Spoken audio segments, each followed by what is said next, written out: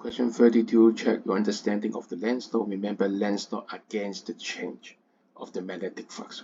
So first of all, when the coil is entering the magnetic field, magnetic flux increases, but by Lenz law, it doesn't want it to increase so quickly. So what should it do? So it has to induce a current and making a magnetic force upwards such that it doesn't fall down so quickly. So for this one, the acceleration will be smaller than g. On the other hand, when it is leaving the magnetic field, also the magnetic flux is decreasing.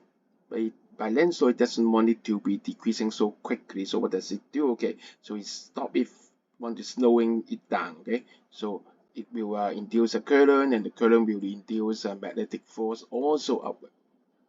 So for this one, also the acceleration will be smaller than the gravitational field strength, the V for acceleration. So both cases smaller than G. And the answer is D.